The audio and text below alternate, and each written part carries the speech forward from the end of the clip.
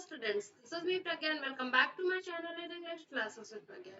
So students, आज के session में हम डेली लाइफ के स्मॉल सेंटेंसेस पे फोकस करने जा रहे हैं, जिसका यूज बेसिकली हम अपने फैमिली मेंबर के साथ करते हैं. Okay, so students, if you are new on my channel, then please subscribe my channel, and if not, then please like and share more of my videos. So let's go started.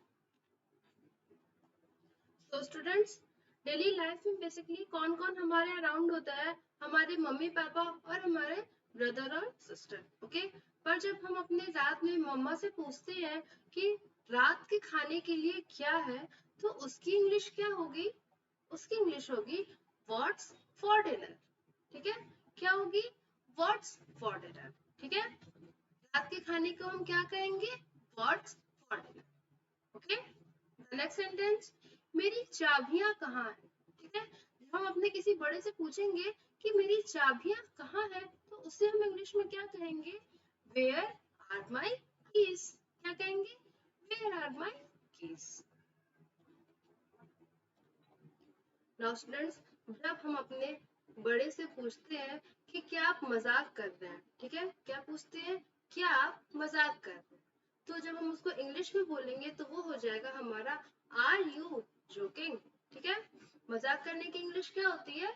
Joke. ठीक है, और जब वो continuous में रहेगा तो हम उसमें आईएनजी ऐड कर देंगे. Clear? The next sentence will B, क्या मैं आपकी मदद कर सकता हूँ? ठीक है, जब हम किसी स्ट्रेंजर से मदद के लिए पूछते हैं तो हम वहां पे यूज करते हैं क्या. ठीक है, और जब हम इसको इंग्लिश में ट्रांसलेट करेंगे तो वो हो जाएगा कैन आई हेल्प यू. ठीक, मदद करने को क्या कहते हैं? हेल्प करना.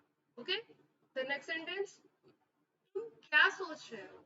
ठीक है, तो इंग्लिश में हो जाएगा इसे what are you thinking about. ठीक है, क्या हो जाएगा? सोचने का हो जाएगा इंग्लिश थिंक, और कंटिन्यूअस टेंस का सेंटेंस रहेगा तो उसमें आईएनजी ऐड कर देंगे. क्लियर? तो इसका हमारा कंप्लीट सेंटेंस हो जाएगा what are you thinking about. Okay, the next sentence will be, ठीक है, कोई बात नहीं. ठीक है, इसका इंग्लिश ट्रांसवर्जन हो जाएगा ओके नो वरीज. ठीक है, क्या हो जाएगा? Okay no worries. Clear? The next will be, ठीक है, कोई चिंता नहीं है. ठीक है, इट्स ओके नो वरीज. ठीक है, क्या हो जाएगा? It's okay no worries. तो स्टूडेंट्स, चिंता को हम कहते हैं इंग्लिश में वरी. ठीक है, नेक्स्ट, चिंता की कोई बात नहीं है. ठीक है, नो नीड टू वरी. मैं अभी आपको पहले ही सेंटेंस में बता चुकी हूँ कि चिंता को हम कहते हैं वरी. ठीक है, नेक्स्ट सेंटेंस, चिंता करने की कोई बात नहीं.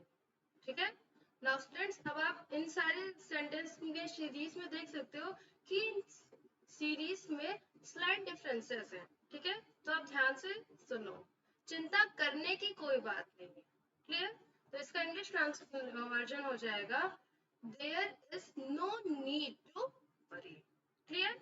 There is no need to worry. Worry क्या होता है? चिंता का इंग्लिश ट्रांसलेशन है, और चिंता करने की, करने का हो जाएगा नीड, और कोई बात नहीं है. ठीक है, नो नीड.